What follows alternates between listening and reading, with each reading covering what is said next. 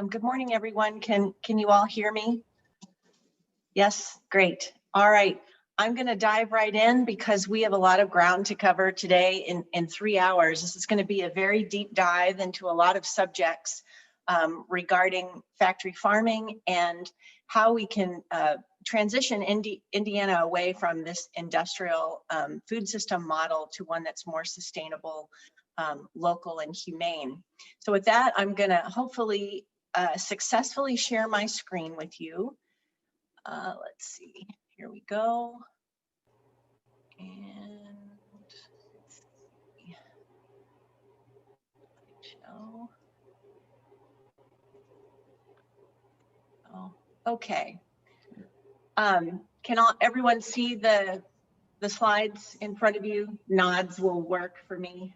Yes? Okay, great. So we're going to be, as I said, talking about factory farms and their impact really from quite a few different perspectives and what we can do as citizens of Indiana and consumers of food to make a change. Just some logistics during the presentation. You're all muted, but I do want this to be informative for you and make sure that you've got your questions answered. So please pose questions as they come up in your mind in the chat box. And then at the end of each session, we'll have hopefully at least 15 minutes for a good Q&A where I'll be able to answer your questions. If I see some as I'm presenting that are that I think need to be addressed as I'm presenting, I'll try to do that. But otherwise, we'll definitely get to questions at the end of the presentation. Okay, so here's the agenda for the day. The first half of the day from 9 to roughly 10:15, we're going to talk about why we're here, sort of what the anti-competitive market consolidation of the meat industry and how that's led to the loss of small independent farms and the rise of factory farms. We're also going to cover what a factory farm is, so that we're all on the same page about what we're talking about. We're going to talk about their impacts. Why are they bad? What's the big deal? And specifically threats to how they pose environmental threats to water, air, and quality of life in our rural communities, how they are contributing to antibiotic resistant disease, climate change, systemic and legal animal cruelty that's involved in this industrial scale system. We'll talk about the economic impacts and address some of the, I would call them myths or things that you typically hear in a local community about why factory farms are good and why local governments should allow them. So we're going to address some of those. Then we'll have our first Q&A and a 15-minute break so everyone can go get coffee and come back refreshed. We'll start again at 10:30. The second piece will be to understand the legal framework from state, federal, and local level. We'll address the gaps in these laws that fail to protect communities and the environment. We're going to do a very deep dive into Delaware County's new CAFO ordinance that was enacted, I think, back in 2019, so that folks understand what it requires and how they can help to ensure that it gets enforced. We'll talk about potential legal remedies for people who find themselves living next to a factory farm, and specifically how they've been limited and actually really stripped away by Indiana's Right to Farm Act and what we need to do about that.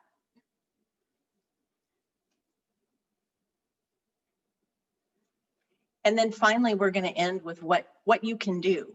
So much of the day is going to be a downer, it's going to be some negative stuff, but I feel like you've got to understand the background fully in order to understand how to effectively advocate for change.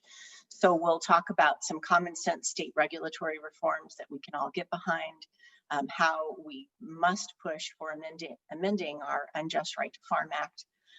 There's a federal bill out there that we call the Federal Farm System Reform Act, the Farm Act, that we need to get behind. And then, of course, how to vote with your dollars, how to support independent local farmers, and really emphasize that food choice matters in this question. And then, of course, we'll have another session of Q&A. So it's a lot to cover. I'm going to dive right in. You don't need to take notes today. Hopefully you have gotten a link to the citizen guide that we prepared, and it has even more detail than what I'm going to discuss. It has all the citation to scientific resources and other statistics and data that I'm going to be referring to today, as well as a detailed discussion in there about state and federal regulations and the local zoning ordinance. So feel free to certainly ask questions, but don't worry about taking copious notes. All right, so we're going to start with consolidation of the meat industry and give you the background. So when most people think about where their meat, poultry, and dairy products come from today, they think of traditional farms with red barns and cows and pigs and chickens roaming on green pastures. But the reality is that the vast majority of our meat, dairy, and poultry comes from animals raised on industrial scale factory farms. And in fact, over the last 80 years, the US has lost more than 4 million farms, 6 million. We had 6 million farms in 1935, and we had down to 2 million in 2012. Yet we're producing more animals than ever on fewer but massively larger animal factories. Now there are roughly 25,000 industrial scale livestock operations where the vast majority of the 9.8 billion farm animals raised and slaughtered each year in the United States come from. Specifically, 7.1 billion of the 9.8 billion farm animals are raised in just 25,000 facilities like this one. And this is concerning because under antitrust laws, market consolidation above 45% is considered highly concentrated and likely leading to abusive market practices. Yet today, just 4 corporations control over 83% of beef production in the US. That would be Tyson Foods, Cargill, JBS, and National Beef Packing Company. 4 corporations control 66% of pork production. Again, that's Tyson Foods, Cargill, JBS, and Smithfield. And 4 corporations, Tyson, JBS, Purdue, and Pilgrims, control more than half of poultry production. So highly concentrated. And what do I mean by control? Well, some large meat packing companies own and raise the livestock, and therefore they can manage the inventory to manipulate market practices to the detriment of smaller producers.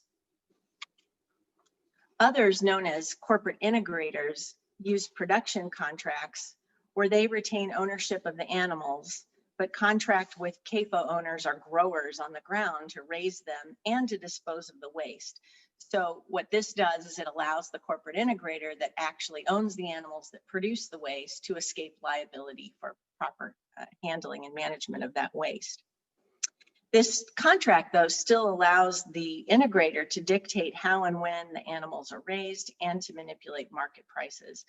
These sorts of production contracts dominate in the chicken broiler industry and are becoming increasingly common with hogs. So as a result, these large corporations now control all stages of production, from livestock genetics, birthing, feeding, veterinary care, transport, slaughter, processing, marketing, to grocery store packaging. And so, as you might imagine, this squeezes out a small farmer who can't compete and essentially has the Walmart effect in farming communities. This corporate consolidation has led to serious concerns about the economic leverage that large corporations hold over independent farmers and ranchers. In fact, a decade ago, back in 2010, the USDA and the Department of Justice held public workshops around the country to investigate the state of competition in agricultural markets. And hundreds of independent livestock producers attended and testified that it's increasingly difficult to survive economically.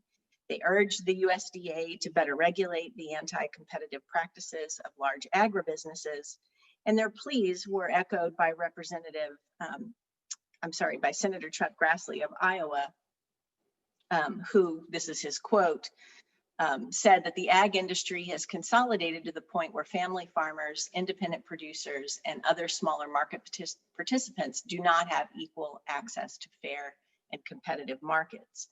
Here we are, though, a decade later, and Congress has yet to act. So what is a factory farm? Let's get on the same page about that. This is what a factory farm looks like. As you can see, they cram and cage as many animals as possible into confinement buildings that look nothing like traditional farms. And because there are so many animals, they have to collect and store this massive amount of feces and urine produced every day by these animals somewhere.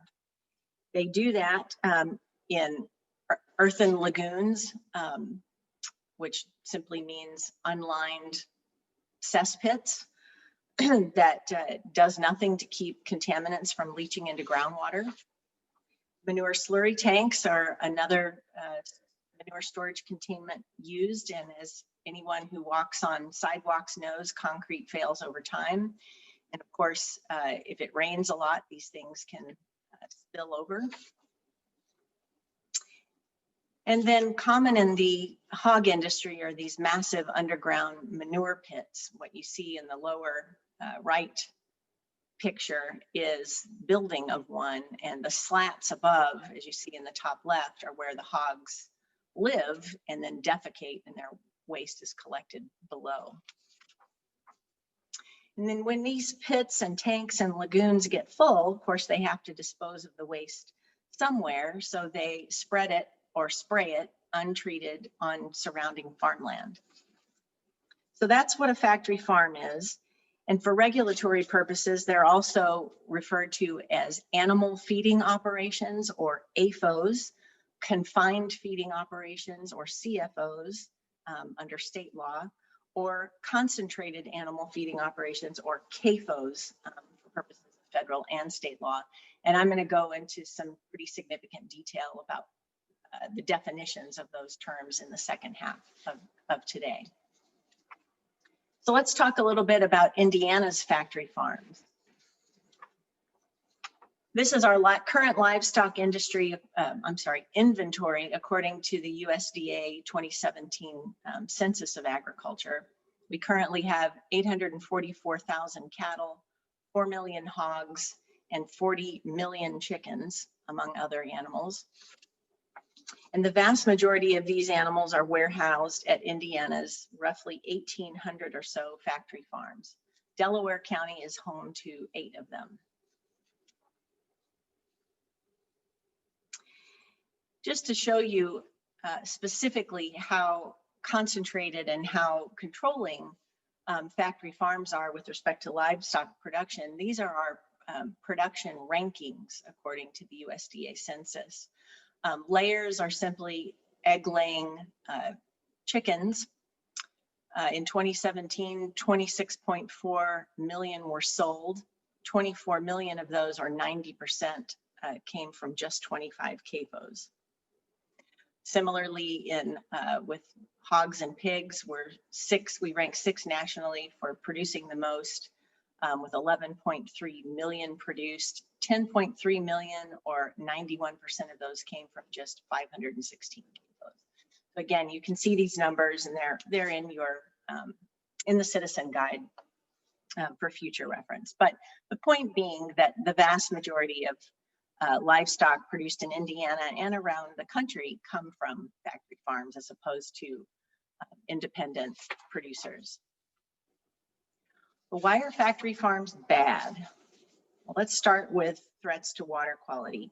Based on IDEM, the Indiana Department of Environmental Management, which is our state regulatory agency, to their recent impaired waters list, we know that the leading source of water contamination in Indiana continues to be E. coli, which indicates that animal waste is present. E. coli contamination, of course, is due in part to human waste from our aging infrastructure, combined sewer overflows, sanitary sewer overflows, and failed septic systems. But most of the contamination is from the state's factory farms. How do we know this? Well, again, IDEM's data tells us that. The 2020 water impairment report concludes that confined feeding operations are by far the top source of impairment of Indiana's streams. And this makes sense because livestock generate a whole heck of a lot more waste than humans do. Livestock in the United States generate an estimated 335 million tons of waste every year, more than 40 times produced by the human population. Indiana is no different. Our livestock generate as much urine and feces as that produced by 87 million people, or 14 times the human population of Indiana. And just because animal waste comes from livestock doesn't make it any less harmful.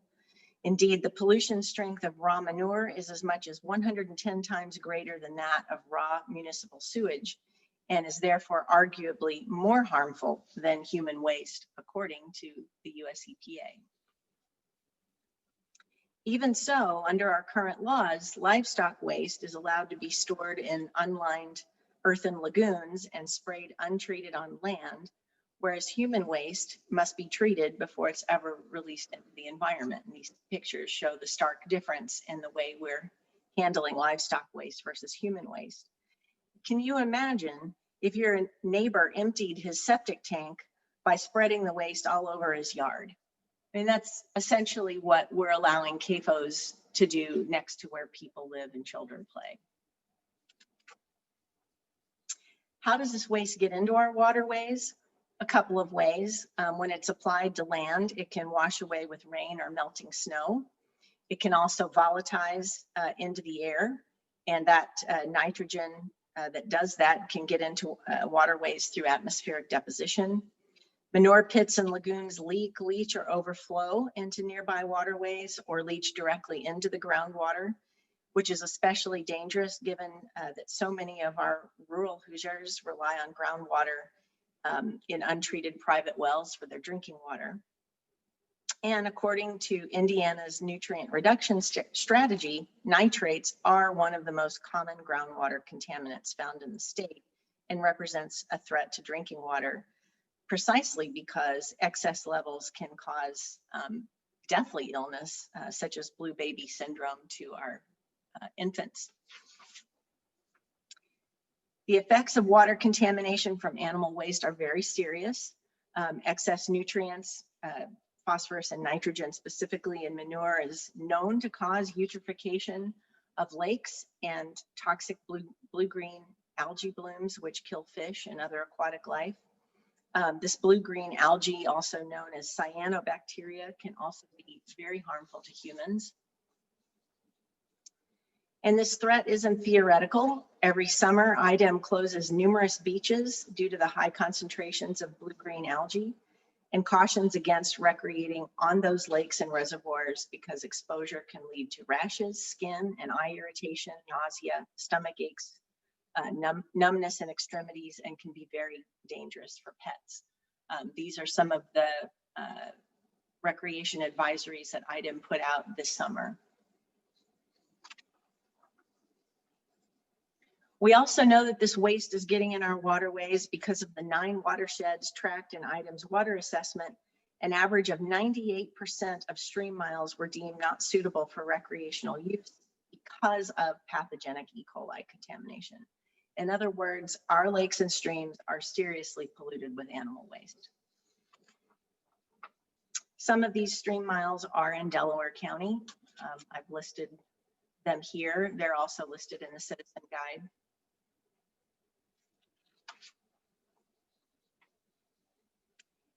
And of course, the risk of contamination isn't theoretical because of the many fish kills that have happened just within the last decade. For example, in 2009, 4.5 million gallons of untreated animal waste from a large hog CAFO contaminated the Mississinawa River and resulted in widespread fish kills and hundreds of thousands of dollars in cleanup fees. In 2016, 30,000 gallons of dairy waste was dumped into the Little Flat Rock River, killing fish for 10 miles from Milroy to Greensburg, forcing the Greensburg drinking water utility to close their surface water intake. And more recently, in 2018, more than 3,000 fish were killed in the Salamone River due to land application of hog waste in a field in Portland, Indiana. CAFOs also have raise serious quality of life concerns for people who live near factory farms. Some families who rely on well water as their primary source of drinking water have reported to us that it smells like manure and is undrinkable. Several have reported that nearby streams often have a murky or frothy look and smell like animal waste. This is a picture of a farmer who raises his own free-range cattle down in Wayne County, who had a dairy CAFO move in 500 feet upstream of his cattle. He finally had to move away, he and his wife, because of the extreme noxious odors and because the contamination of his streams prevented him from watering his own cattle. We also hear from residents that their homes are infested with flies and permeated by the horrific smell of rotting dead animals, as this photo shows of a woman who lives down in Bartholomew County. And close proximity to a factory farm can render many homes uninhabitable and substantially less valuable, thereby effectively forcing families to live with these unbearable conditions. This is a picture of two families who lived in Hendricks County since 1971, the Lannons, the Himsels. He was actually born in this farmhouse. They've lived there since the 1940s. And a CAFO in 2013 moved in upwind, and since then their lives have not been the same. We had their properties assessed. They've lost more than 60% of their property value. So essentially they're stuck having to live with that. There are also air quality and human health issues associated with factory farms. And just so you understand, when we talk about manure, it's not just feces and urine, but the definition of manure under the CFO rule includes not only the liquid or solid animal excreta, but also livestock production waste such as excess drinking water, cleanup water, contaminated livestock truck or trailer wash water, milking parlor wastewater, egg wash water, and silage leachate, among other constituents. So it's not just manure. And because these wastes are collected and stored in massive pits and lagoons that lack oxygen, known as anaerobic lagoons, the waste decomposes and putrefies very quickly. And as a result, it off-gasses dangerous emissions, including hydrogen sulfide, ammonia, particulate matter, endotoxin, and other harmful emissions. And we know this because Purdue, in partnership with the US EPA back in 2010, did a study, the National Air Emissions Monitoring Study, of several CAFOs around the country. One was at a dairy CAFO in Indiana. And in that study, they found that ammonia emissions, excuse me, at a dairy CAFO are released at a rate of between 18 and 75 grams per day per cow. In other words, an average sized dairy CAFO with 4,000 cows will emit as much as 660 pounds of ammonia into the air every day, or 120 tons per year, which is far above the 100 ton per year threshold for regulation under the Clean Air Act. But as we'll discuss later on, CAFOs are yet to be regulated under the Clean Air Act. And these dangerous gases are dispersed into the surrounding area where people live in a number of ways. As you see in the pictures, they can be blown out by these ventilation fans, which are there to suck the gases out of the building where the animals are. As I showed you before, that picture of hogs defecating down into the pits below. If the gases are allowed to accumulate in the building, the hogs would die. So they have to blow the gases out into the surrounding air.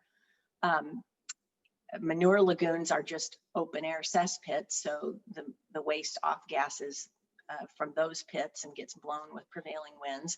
And then of course, spraying and spreading waste on land can release emissions as well.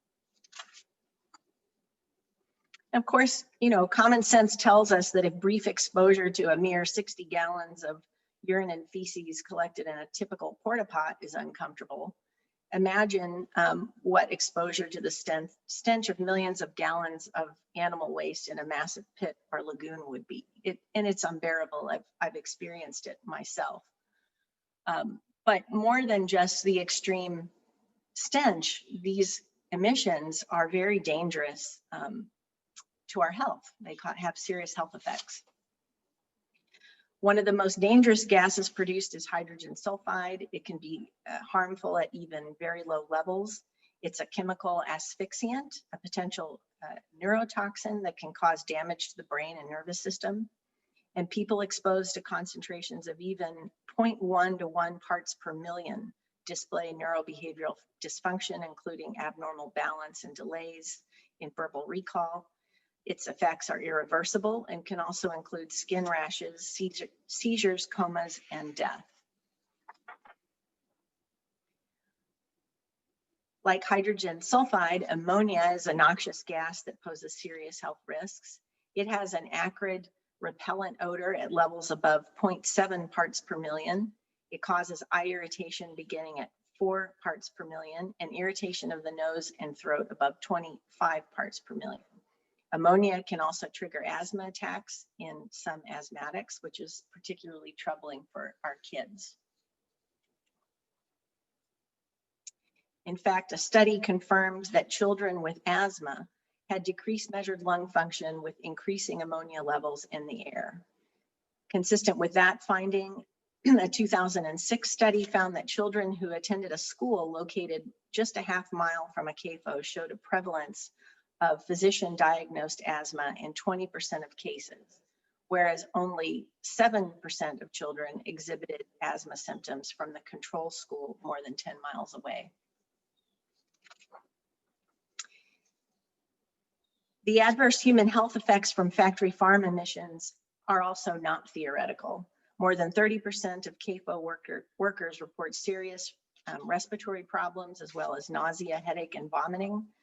One study found that Iowans living within a 2-mile radius of just a 4,000 hog CAFO reported more respiratory and other symptoms than a control group of Iowans not living near a CAFO.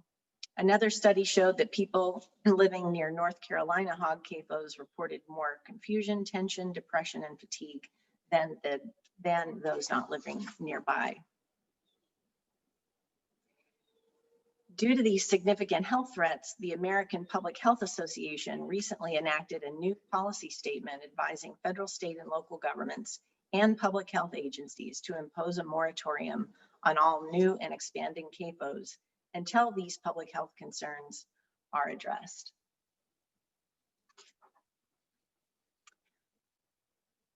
Now let's talk about antibiotic resistant disease, which is also related to the high levels of antibiotics that we are using to produce livestock. Specifically, according to the FDA, approximately 80% of antibiotics sold in the US are for use in producing livestock. These drugs are fed to non-diseased livestock to promote growth and ward off stress, disease, and health risks to animals living in these unnatural and confined conditions.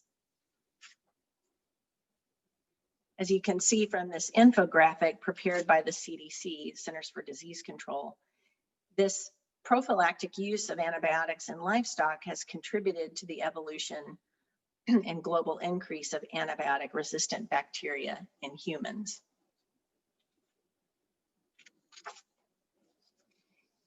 In fact, some human infections now resist multiple antibiotics. One example is MRSA, which is a pathogen responsible for taking more lives each year than HIV/AIDS. While the livestock industry continues to claim that there's not enough scientific evidence to ban the subtherapeutic uses of antibiotics in livestock, the CDC definitively confirms otherwise, as reflected by this quote. Specifically, scientists around the world have provided strong evidence that antibiotic use in food animals can lead to resistant infections in humans, Studies have shown that antibiotic use in food animals allows this bacteria to grow and crowd out the bacteria that do respond to antibiotics. Resistant bacteria can contaminate food from the animals, and resistant bacteria in food can cause infections in humans. This is becoming an increasing health threat. Our industrial meat habit is also a major contributor to greenhouse gases responsible for climate change. About 70 billion farm animals are raised annually worldwide, more than 10 billion in the United States alone, and more than 6 million are killed for food every hour. Not surprisingly, these 70 billion farm animals consume a lot of resources, produce a lot of waste, and as the United Nations Food and Agricultural Organization concludes, are one of the top 2 or 3 most significant contributors to the most serious environmental problems at every scale from local to global, including climate change. According to the UN, livestock production is responsible for 18% of global greenhouse gases, which is more than all of our trucks, cars, planes, trains, and other forms of transportation combined. These emissions are due to deforestation, which releases carbon dioxide and removes a carbon sink, fossil fuel use in feed crop cultivation, animal slaughter and processing, livestock transportation, and methane emissions primarily from cows, which produce 150 billion gallons of methane per day. And as you may know, methane has a global warming potential 86 times that of carbon dioxide on a 20-year time frame. At current rates, methane emissions from agriculture are projected to increase 80% by 2050, which means even without fossil fuel use will exceed the 565 gigatons of carbon dioxide equivalent, which we had hoped to limit by 2030, all by raising animals.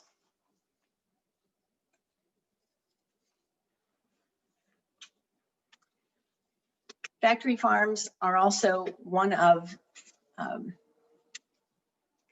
the most serious animal welfare concerns, precisely because it's legal and systemic. The billions of animals raised and killed each year for meat, eggs, and milk are sentient, complex beings and capable of feeling pain and frustration, joy, and excitement, just like our dogs and cats. Yet they're viewed by the meat industry as commodities to be produced, and as a result suffer a myriad of assaults to their physical, mental, and emotional well-being. Unfortunately, there are no federal laws that protect farm animals from this cruelty, and the majority of states, including Indiana, exempt the industry's, quote, accepted agricultural practices, no matter how abusive, from the scope of their animal cruelty statutes. That means, simply put, that the treatment of factory farmed animals and the conditions in which they are raised, transported, and slaughtered are inhumane and cruel, yet they are perfectly legal. For instance, birds raised for meat are confined by the tens of thousands in grower houses, which are artificially lit, force ventilated, and completely barren except for long rows of feeders and drinkers. And due to selective breeding, these birds grow unnaturally fast and large, typically in 47 days, although their lifespan is up to 8 years. This causes gait defects, broken bones, and severe pain for these birds. And once they reach market weight, they're stuffed into crates for transport, where they often suffer dislocated and broken hips, legs, and wings, as well as internal hemorrhages. Also, during their journey to slaughter, these birds, just like other factory farmed animals, are not given any food or water and are afforded little, if any, protection from extreme temperatures. At the slaughter plant, the birds are uncrated, dumped onto conveyors, and hung upside down in shackles by their legs as they pass through an electrified water bath before their throats are cut, usually by a machine. Due to the rapid speed of slaughter, up to 8,400 chickens per hour, mistakes occur, leaving some birds still conscious as they enter tanks of scalding water intended to loosen their feathers. Chickens in the egg industry also suffer immensely, beginning right after they are hatched. Little baby male chicks are considered useless byproducts to the egg industry because they're unable to lay eggs and aren't bred for meat production. As a result, millions of baby chicks each year are gassed or thrown into garbage bins where they are left to die from dehydration or asphyxiation, as you see here. Female chicks are mutilated without any pain relief when the tips of their beaks are seared off with a hot blade to prevent them from pecking and engaging in other harmful behaviors that result in intensive confinement. For that matter, most egg-laying hens are confined in small wire battery cages that are stacked several tiers high and extending down long warehouses. In these battery cages, hens are given less space than the area of a letter-sized sheet of paper in which to eat, sleep, lay eggs, and defecate. This makes it impossible for them to spread their wings or engage in natural behaviors such as dust bathing, foraging, or nesting. The more than 235 million pigs that we slaughter every year in the US don't fare much better. Sows are put through consecutive cycles of impregnation, giving birth and nursing, all while intensively confined. And although pigs are highly intelligent social animals, pregnant sows are kept in metal gestation crates that are so small they're unable to turn around. Then right before giving birth, the sows are moved to equally restrictive farrowing crates designed to keep them from crushing their nursing piglets. However, the crates are so small they can only stand up and lie down.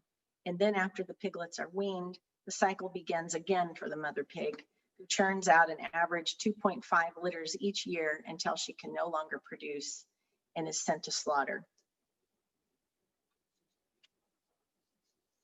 Cows in the dairy industry endure endless cycles of artificial insemination, mechanized milking, and giving birth. Many are routinely given hormones to increase their milk production. In fact, the amount of work done by an average dairy cow during peak lactation is so immense, it's comparable to a human jogging for 6 hours every day, almost year round. Although cows can live naturally for more than 20 years, the average dairy cow is spent and sent to slaughter before she reaches the age of 5.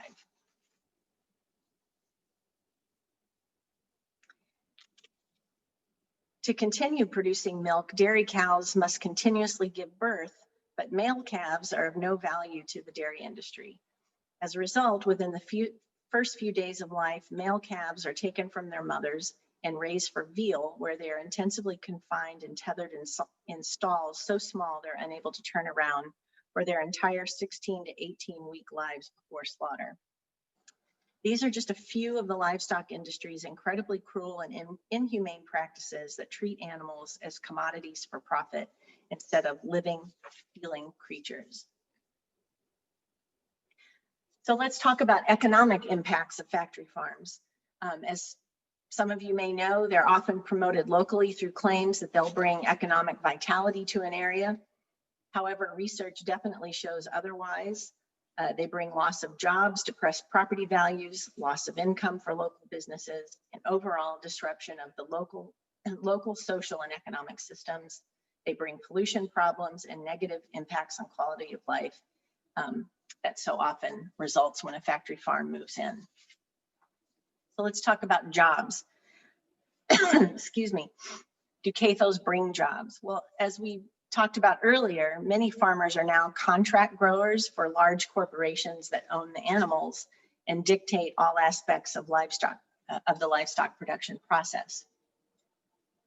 This system of vertical integration focused on maximizing corporate profits tends to reduce local jobs, due in part to the highly mechanized nature of raising livestock in a factory-like setting. Studies show that every CAFO worker replaces nearly 3 independent family farmers.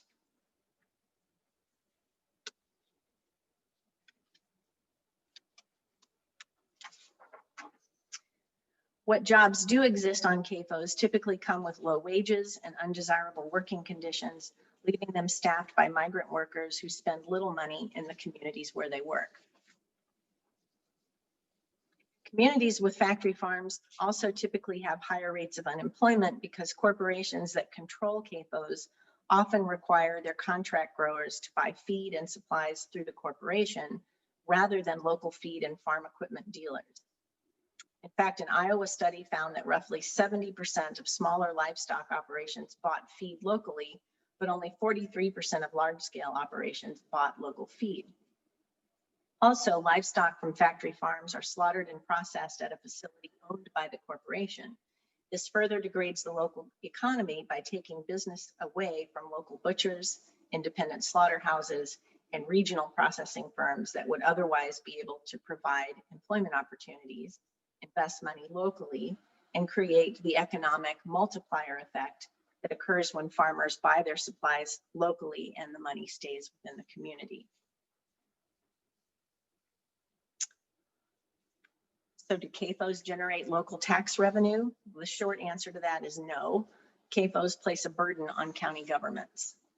First of all, the proximity to a CAFO can reduce the value of a home by as much as 88%, depending on distance from the CAFO and the prevailing winds. Study after study listed here show that degradation in air quality, which impacts homeowners' enjoyment and use of their property, will have a measurable, direct, and statistically significant impact on property values.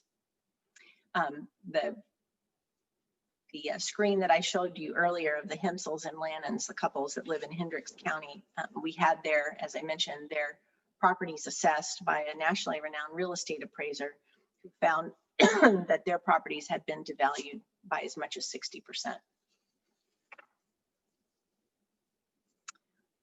One study found that only landfills have a worse effect than CAFOs on adjacent property values, and that a sewage treatment plant has a less depressing effect on nearby housing prices than a CAFO. Even Indiana's own Purdue University found in conducting a literature review that market prices for homes are expected to decline the closer the home is to the CAFO. A downwind home will realize a significantly larger decline in value relative to a home upwind that is the same distance from the CAFO.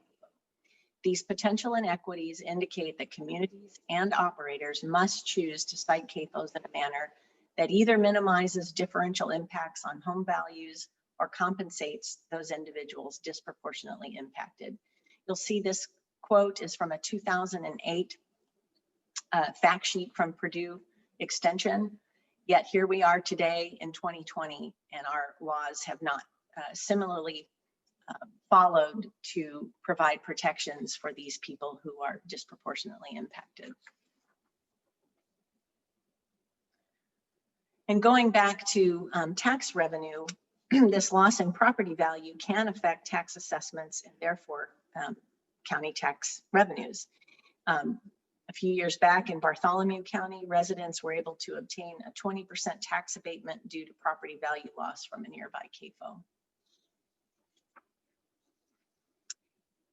CAFOs also don't pay for the damage that they cause to county roads and infrastructure or for the health costs, accidents, and environmental damage that they cause. Instead, these are all financial drains that have to be supported by the community's tax revenue. So what about the industry's claim that CAFOs increase local economic development?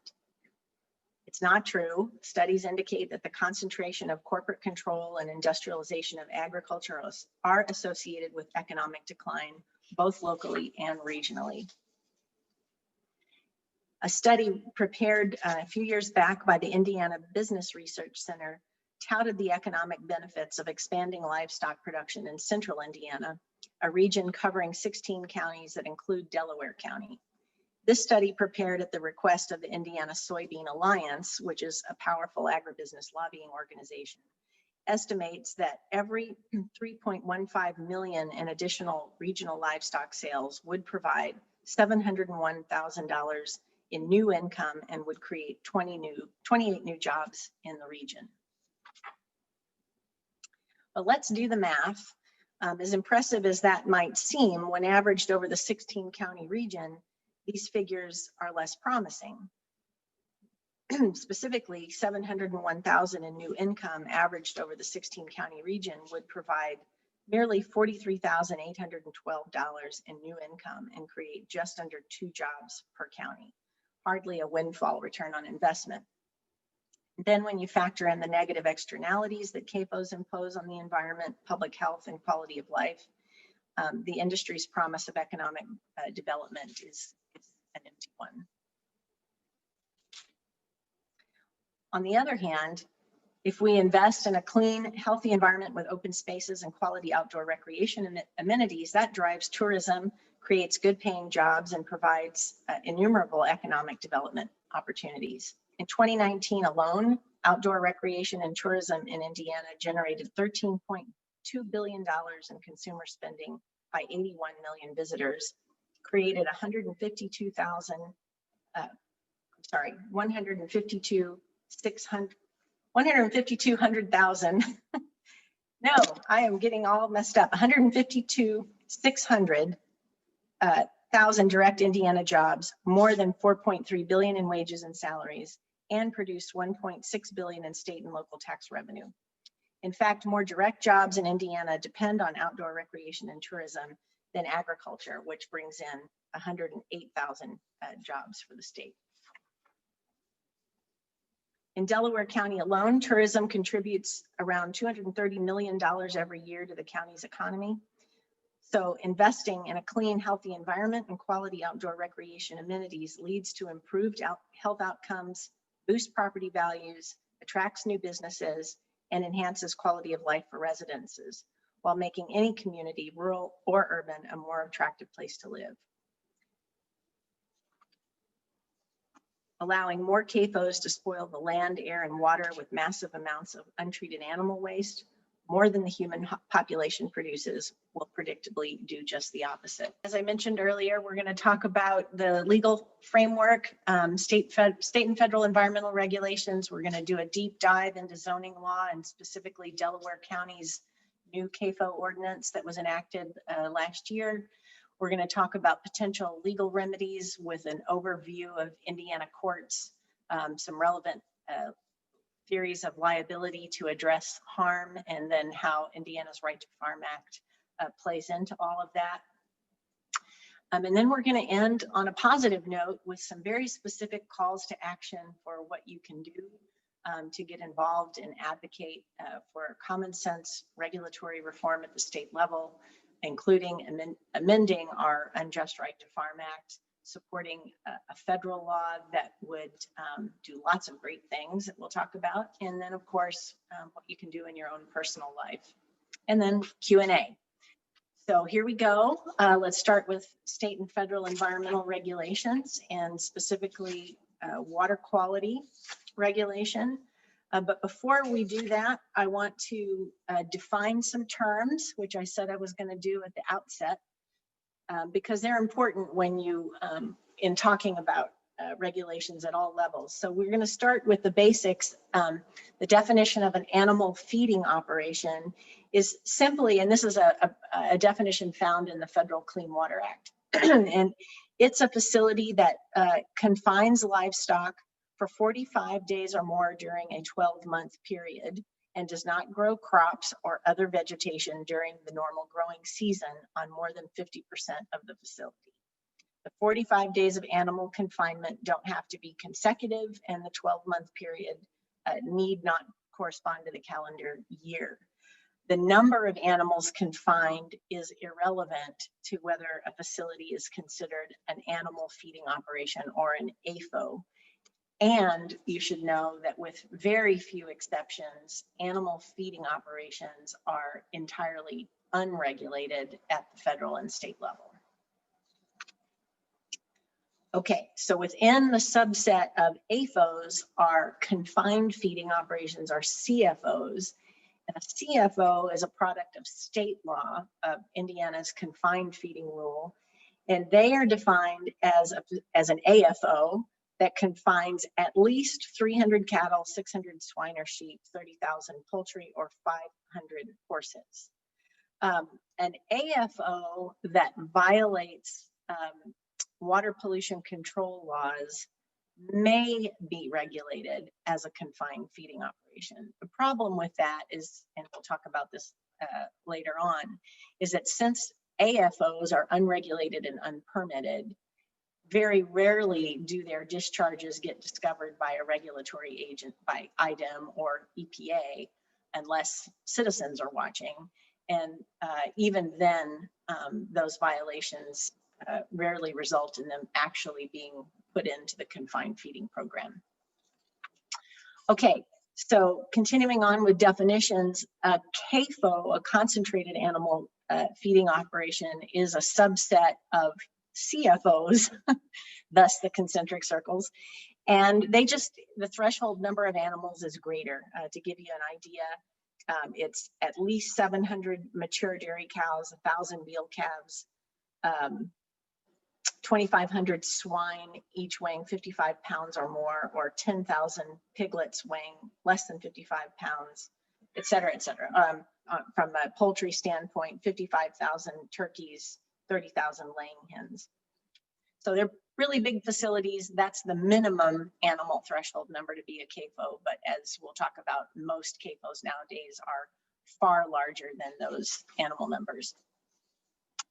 And as I said earlier, AFOs aren't regulated at all unless there's a water quality violation. And this is really problematic because lots of times, especially in the poultry industry we're seeing in Indiana, you'll have facilities that have just under the threshold number of animals. So for example, there are poultry facilities with 28,000 birds, whereas the threshold number for regulation is 30,000. So, you know, their environmental impact are no different, but because they came in just under the animal number, they're not regulated. CFOs are IDEM regulated at the state level, and CAFOs are IDEM regulated unless there's a demonstrated water pollution discharge. Then EPA gets involved as well, which we'll talk about now. So as I mentioned earlier, there are about 25,000 CAFOs in the United States. But EPA's authority has been largely gutted by a 2011 federal court decision out of the Fifth Circuit that basically requires EPA to, or I'm sorry, basically gutted EPA's ability to determine whether or not a CAFO actually discharges. And so now the facility, the CAFO itself, the CAFO owner gets to decide whether or not its facility discharges. And so, big surprise, they have all left, decided that their facilities don't require a federal permit. And so now only those that get caught are really ever subject to Federal Clean Water Act oversight. Indiana is no different. We have, this is the breakdown of CAFOs versus CFOs. All of the almost 800 large CAFOs have decided that their CAFOs don't discharge, and they've left the federal permitting program. And they're all regulated now by IDEM under our CFO rule. So in talking about regulation from an environmental perspective, we're just going to be covering IDEM's rules, since that's the only one that applies to all of the CAFOs and CFOs here in Indiana. So under the CFO rule, a CAFO has to get approval, and it's called an approval. It's not even called a permit. It has to get an approval from IDEM before constructing a new CAFO or CFO, before increasing animal numbers or animal capacity, or increasing manure storage capacity at an existing CFO or CAFO. The approval imposes phosphorus-based land application limits, not nitrogen-based, and there are no limits on E. coli or pathogens, which, as we talked about earlier, is the #1 impairment contributor of pollution to our waterways. Excuse me.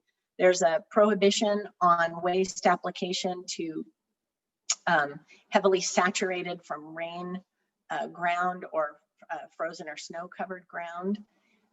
There's a requirement for 180-day manure storage capacity, and there's a bad character disclosure requirement that requires the permittee to disclose 5 years prior to the application of any material environmental violations that posed a threat to public health or the environment. That all sounds really good, except facilities can obtain a variance from the 180-day storage capacity. And those CAFOs that used to be subject to the Clean Water Act typically have only 120-day storage capacity. So they've been excused from that. They can also get a variance from those seasonal weather-related manure application prohibitions, specifically if their lagoons get full, which is the whole point of the requirement that they have at least 180-day storage capacity, is so that they don't run into these problems in the winter. But they'll get a variance if their manure facilities get full and can apply to frozen and snow-covered ground in those cases. The IDEM CFO rule has no oversight or consideration by the agency of property value impacts or whether land use or siting decisions are appropriate. There's no limits on odors or air emissions, which of course is a huge problem. And there's no disclosure of the corporate integrator, which, as we talked about earlier, given that it's the corporate integrator that's really calling the shots, they own the animals, they dictate how the animals are raised, not disclosing that key entity that is driving the number of animals and the amount of waste being produced at a facility is just a huge gap in that regulatory oversight. Also problematic under the CFO rule is that manure pits and lagoons and the big confinement buildings where the animals are can be built in karst terrain, which is simply areas with sinkholes and caves where you know, the ground surface has an easy connection to groundwater underneath. They can be located just 100 feet from on-site water wells and property lines, just 300 feet from surface waters, drainage inlets, sinkholes, and off-site water wells, and 400 feet from adjacent homes and buildings. And what's key to understand about this 400-foot setback is that it's structure to structure. It is not from the property line. So if you have a home 300 feet from your property line, the CAFO can be built just 100 feet from its property line and essentially use your 300 feet as an easement for you know, the imposition of odors and air emissions.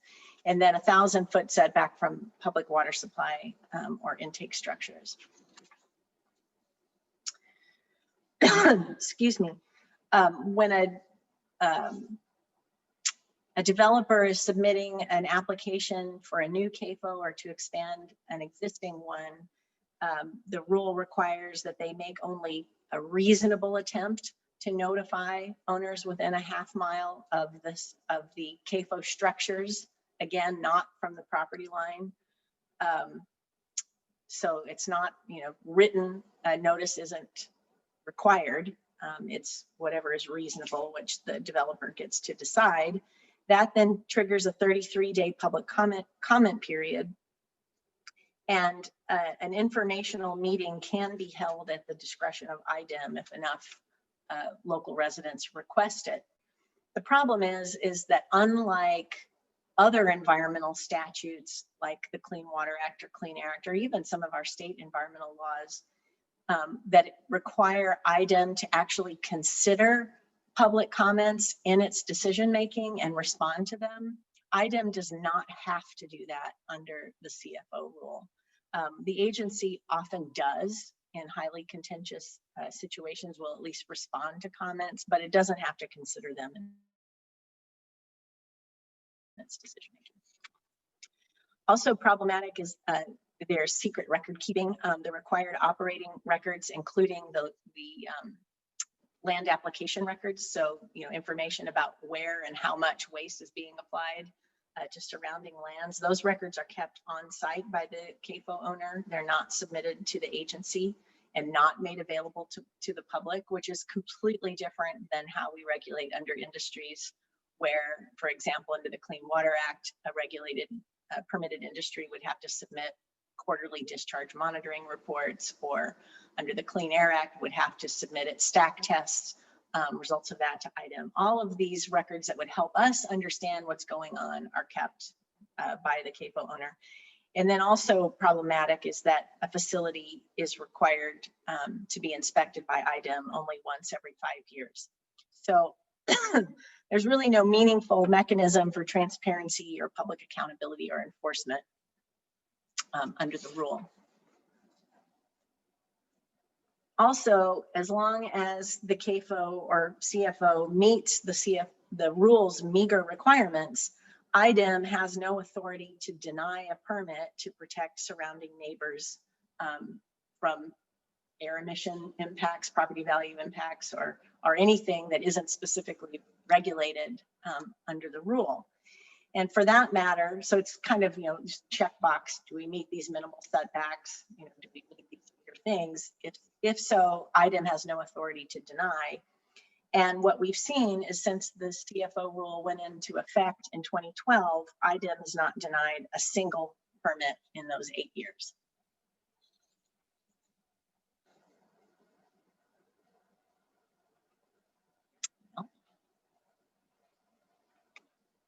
Sorry, my screen is stuck.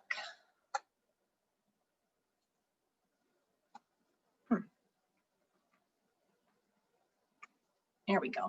Okay. As I've mentioned a few times, one serious gap in regulation is that air pollution from CAFOs, which is extensive, and we know it is based on decades of studies, are not regulated at the federal or state levels.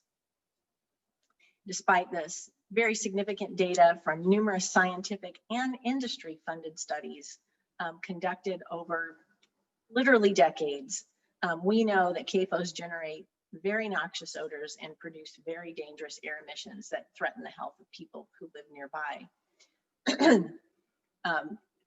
But again, as I said, at the Clean Air Act, under the Federal Clean Air Act and under Indiana's clean air laws, CAFOs remain unregulated at this time.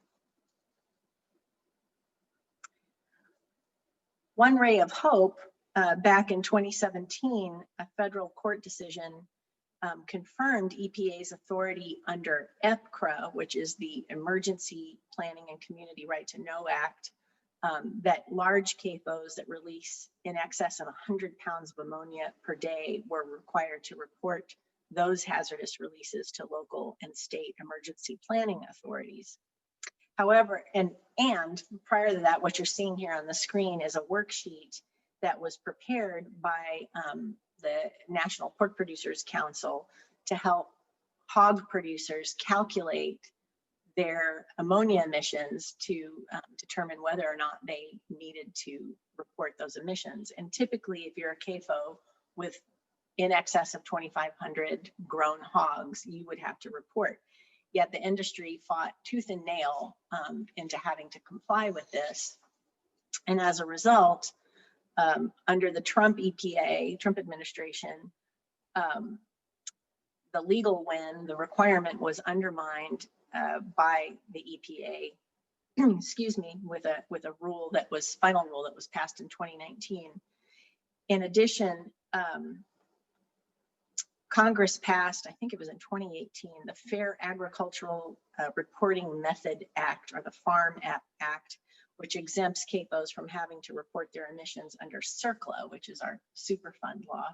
So the effect is that rural communities are left completely in the dark as to what they're being exposed to with respect to ammonia and hydrogen sulfide emissions. Okay, so let's turn to zoning and land use law. Generally, all of the statutes that govern how counties and local governments regulate land use is found under Indiana Code 36-7-4. And we are a home rule state, which simply means that local governments are given broad authority to regulate land use and development within their jurisdiction. So if you're really interested in the argument of preemption and home rule, I did do a pretty extensive analysis of this, which is available on HEC's website. And it's important here because oftentimes when local communities are trying to get their plan commissions and county commissioners to update their zoning ordinance to get more protections on CAFOs, the industry will tell them that, well, IDEM regulates and that those regulations preempt the local governments from being able to do so. That is categorically not true. Local governments are free to pass restrictions that go above and beyond what IDEM regulations require. So this may be basic, but government 101, but it's kind of important to understand what the different government bodies do at the local level. And they're, kind of broken down. Well, they are broken down the same way into 3 branches of government that you see at federal and state levels. Our statutes, our zoning statutes, do offer different zoning structures, and specifically there are 4 of them: area, advisory, metropolitan, and joint planning, with the majority of local governments falling within area plan commissions or advisory plan commissions. Delaware County is pretty unique. It follows the metropolitan planning system with Muncie. But regardless, all local governments have this sort of 3 branches of government where the county commissioners are considered the legislative body. So they are responsible for enacting zoning ordinances and amending zoning ordinances. The plan commission would be the equivalent of an administrative body that prepares the ordinance for the commissioner's approval, implements, and enforces the ordinance. And the Board of Zoning Appeals would be like the judicial branch, or the quasi-judicial branch. And there you would bring appeals of the plan commission decisions to the BZA, and also boards of zoning appeals are given specific authority to consider applications for variances and conditional and special uses, which we'll talk about.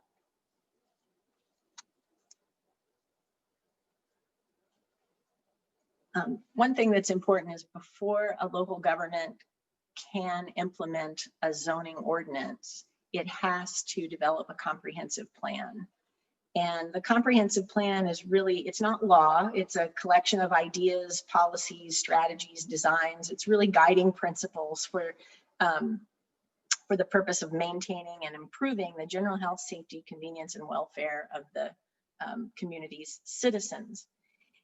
One thing that's key, though, is that all decisions under a zoning ordinance have to be consistent with a comprehensive plan. And so this can come into play if you believe that a zoning decision is really being done for the purpose of propping up the livestock industry's special interests, and is contrary to the comprehensive plan, where maybe they're allowing a CAFO in a place that's zoned, with an environmental overlay or something where they're giving kind of a special exception just for that.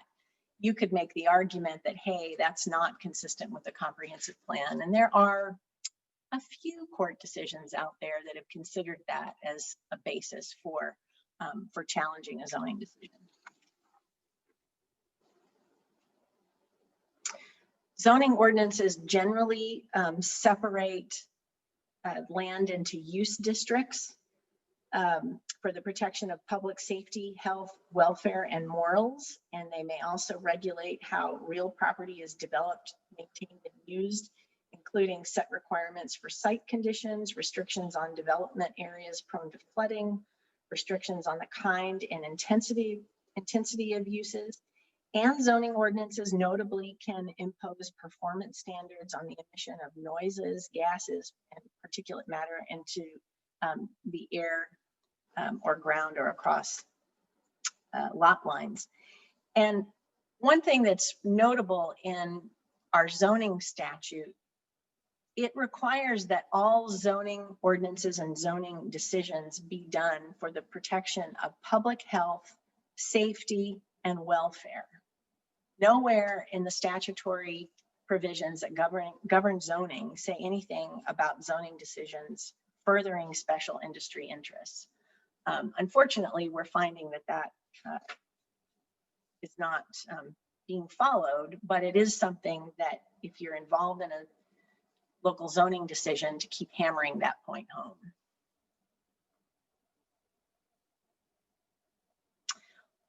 There are also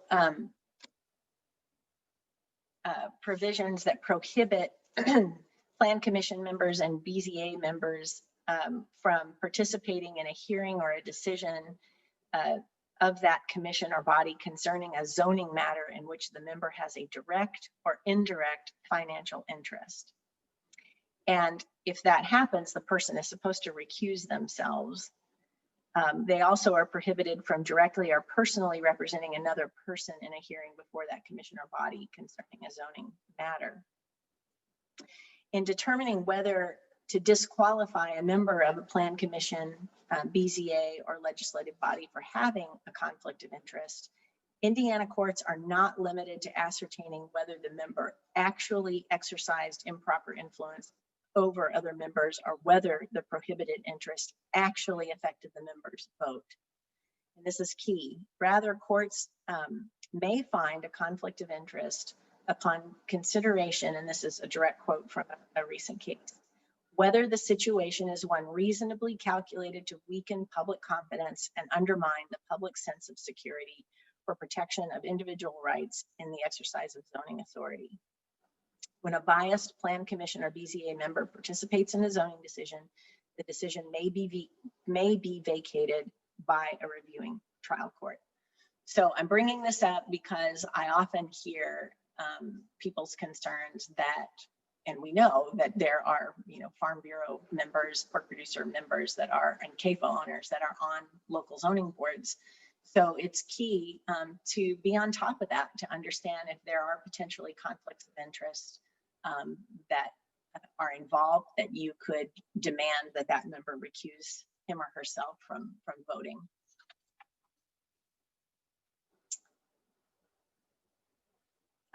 The Board of Zoning Appeals has very specific procedures that it has to follow in considering whether or not to issue a special or a conditional use. And those procedures, which we'll talk about with respect to Delaware County's new zoning ordinance, do come into play because there are certain CAFOs under the ordinance that require a special use approval from the BZA. But generally, public notice has to be given to interested parties 10 days prior to a hearing. The hearing has to be conducted in accordance with state statute and allow persons to appear and present evidence in support of or opposition to the special use. And it can, critically, a special use can only be granted in accordance with the express terms of the ordinance. Excuse me. So these terms control the scope of protection for surrounding landowners. And so we're going to look at that with respect to Delaware County. And with respect to some CAFOs, they're fairly protective. With respect to others, not so much. But if you don't live in Delaware County and you're wanting to improve your county zoning ordinance, requiring all CAFOs to get a special exception and then ensuring that the conditions for that are protective of surrounding land uses is key. One of the state statutory provisions prohibits ex parte communications with BZA members on a zoning matter. So if you find out that that is happening with third parties, that's another basis for overturning a BZA decision. Okay, so let's talk about the Delaware zoning ordinance. It was enacted, as I mentioned earlier, I think in January of 2019, with specific requirements for CAFOs and CFOs as defined by federal and state regulations. So notably, AFOs, animal feeding operations, are not within the purview of this ordinance. Under the new ordinance, they're allowed as either permitted uses or special uses in the farm zone, depending on whether the facility is in a rural agricultural area or a rural residential area. And those definitions, which I've put on the screen for you, is based on the density of housing within a half-mile radius of the center point of the CAFO's production area. So in other words, you're not looking at the half-mile radius of the property line. you would look at the footprint of the CAFO and its manure storage structures and find the center point of that and then measure out a half mile. And so if you have 17 to 32 residential units within that square mile area, you're rural ag. If you have 33 or more residential units in that half mile area, it's rural residential. So those two definitions are key to understanding how this zoning ordinance works. This is in the citizen guide. I've cut and pasted the same screen in there for you. And the link is also in there. The Delaware zoning ordinance is available online for you to peruse at your leisure. So if the CAFO is in a rural residential area, then the CAFO has to get a special use approval from the BZA. If it's in a rural ag area, it has to get an improvement location permit that starts with the Plan Commission. So let's talk about the rural ag area piece first. So as I said, if the CAFO is being proposed in a rural agricultural area, there are then 2 levels within that. And before the developer can proceed with submitting an application, they have to contact the building commissioner and zoning administrator for the county to determine whether or not, or to determine which level, whether level 1 or level 2. Then they can submit an application that must include, among other information, a site plan, the number and type of animals to be confined, the manure management and emergency spill response plans that are submitted to IDEM, an affidavit that the owner has no outstanding environmental violations with IDEM or EPA over the last 5 years. And for CAFOs with lagoon systems, they have to post a performance bond. And they also have to submit stamped envelopes for mailing to all property owners within that half-mile radius that we talked about before, and a map showing compliance with these setbacks that I have on the screen for you.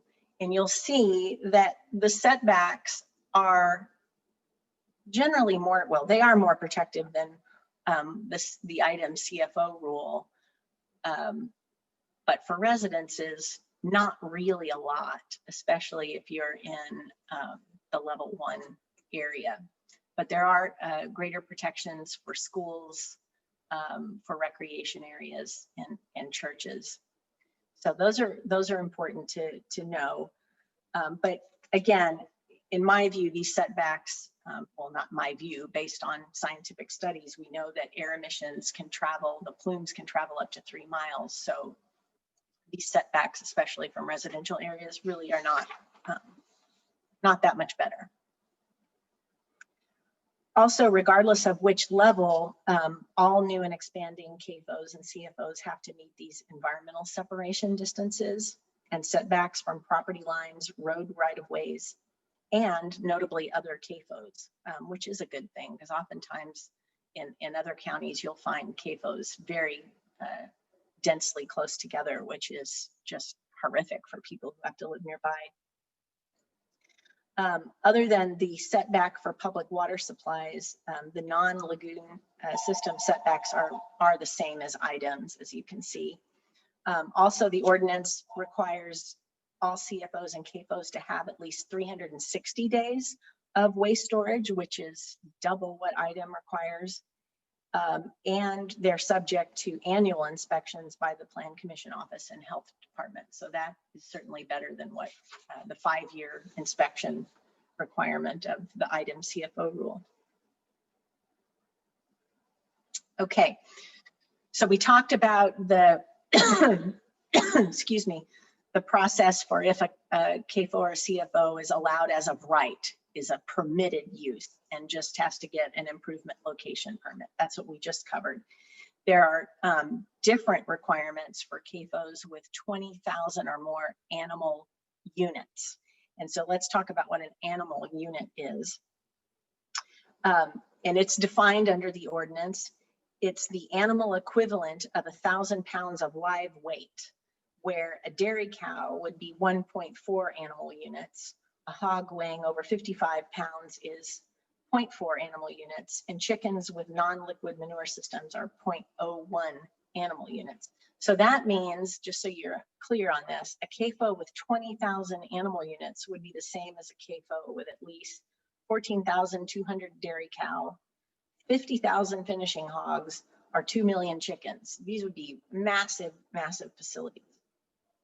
Under the ordinance, if such a massive CAFO is proposed in a level 1 rural ag area, the more protective setbacks for level 2 would apply, but they'd still be a permitted use. However, if a 20,000 AU CAFO is in a level 2 rural ag area, the CAFO has to get a special use approval from the BZA. And they'd also be subject to these more protective setbacks.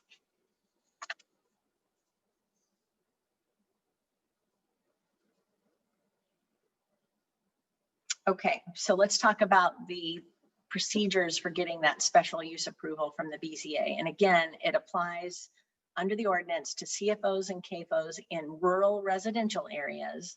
So all facilities proposed there have to get a special use. Or if it's a 20,000 AU CAFO in a level 2 agricultural area, has to get a special use. The requirements for this, as far as the application goes, are the same as those required that I talked about before for all CFOs and CAFOs. The Plan Commission, though, has to conduct a, quote, thorough study and evaluation and make a written recommendation to the BZA. The BZA, in turn, can, quote, compel submission of any additional data that it needs to determine if the proposed special use is compatible with surrounding areas, and it can impose additional conditions and commitments as part of the approval. So these are the considerations. I mentioned earlier that state law requires that any special use approved by a BZA has to be in accordance with the very specific terms of the zoning ordinance itself. So this is where the county, if it wants to be really protective, can come up with the very specific requirements for approval. And you'll see here what they are in Delaware County, that the special use will not be detrimental to or endanger the public health, safety, morals, convenience, or general welfare, will not be injurious to the use and enjoyment of other property in the immediate vicinity, or substantially diminish or impair property values with the neighborhood. Those first two requirements, I'm sorry, my phone is ringing. Okay, hopefully y'all, it's not too disruptive. Those first two requirements in the context of CAFOs allow citizens who are trying to stop one of these massive things from coming in a lot of wiggle room to present all that great evidence that we talked about before with respect to how CAFOs diminish property values and are detrimental to the surrounding area. So at least with respect to CAFOs and CFOs being proposed in rural residential areas, or the very massive 20,000 AU CAFOs, there are opportunities to prevent those from coming into Delaware County.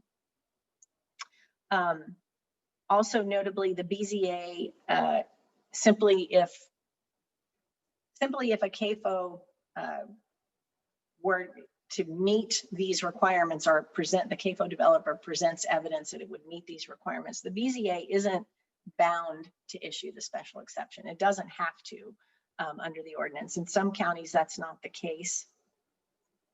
But the BZA does notably have to consider the views of persons, surrounding landowners, persons who are aggrieved, and it must consider unique existing conditions on the site being proposed. So again, there's some decent opportunities in Delaware County to present, to prohibit the largest CAFOs from coming in.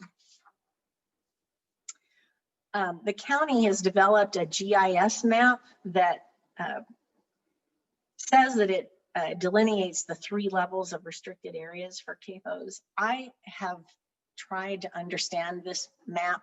I've put the link for you in the citizen guide. It's really hard to understand. But what this particular screenshot shows is the restriction at all levels that we just talked about, and in yellow. So CAFOs would not be allowed in those yellow areas, but the green areas, presumably CAFOs could come in there. So that kind of gives you an idea of potential areas that are at risk. And we know that the industry is looking to expand and is expanding rapidly in Indiana. So, you know, the question earlier that somebody posed about, do we know, is Delaware County, do we know of whether or not CFOs or CAFOs have applied? That is something to be vigilant about. And one way to do that is to let the Plan Commission know, the building administrator specifically, that you would like to be notified of any new applications. You ought to be able to get on some sort of an email list. I'm not sure about that, but I would presume if you're a citizen of Delaware County that you could do that. Excuse me. Okay, so we're going to pivot away from Delaware County and zoning and talk about potential legal remedies for people who find themselves living next to a CAFO. The first is there are citizen suit provisions under most of the federal environmental laws, including the Clean Water Act. And I put the provisions for you there. A person whose interests are adversely affected can file a civil action to enforce a Clean Water Act violation. But one thing that is notable is that the Clean Water Act, with respect to CAFOs, that there are none that are regulated by EPA currently. And also, only point source discharges are enforceable. So a point source would be if you were to observe a discharge coming out of a pipe or a discrete conveyance like a ditch. So if you saw, you know, manure running down a ditch next to a CAFO into a waterway, that could be considered a point source. On the other hand, land application and runoff, like you see in that lower picture, that's non-point source discharges. And under the Clean Water Act, those sorts of discharges are exempt from regulation under the ag stormwater exemption. And that's another huge regulatory gap, because so much of the E. coli and excess nutrients that are getting into waterways are coming from that over application of land waste onto fields that run off into waterways. But having said that, there are cases where citizens, you know, see irresponsible land application and spills through direct conveyances, and if IDEM or EPA doesn't enforce that, you can bring a citizen suit to enforce. Excuse me. You can also use the Clean Water Act citizen suit provision to enforce Section 404 and 401 violations, which are unpermitted dredging or filling of wetlands or other jurisdictional waters.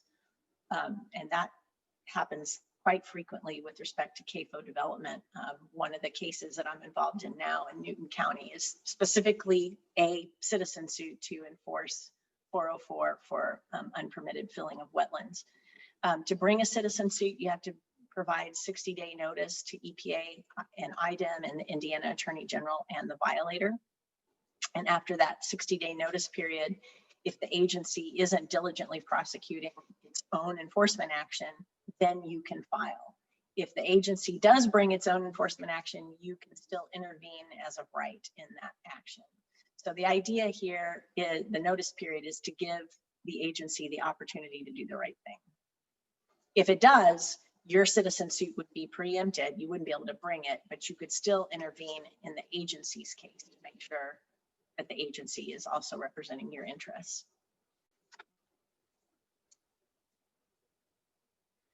So Indiana has its own citizen suit provision that allows citizens to enforce state environmental laws.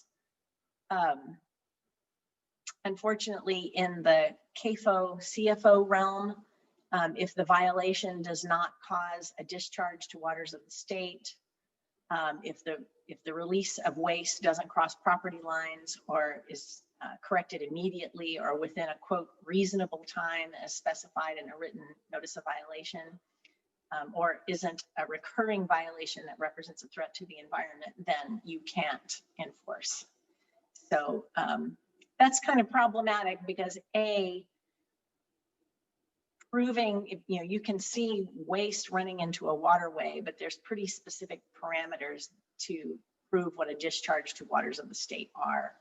It really kind of creates an impossible evidentiary burden for people trying to use the state citizen suit statute to enforce violations. And so for CAFOs, it's not really a useful tool, but it is out there.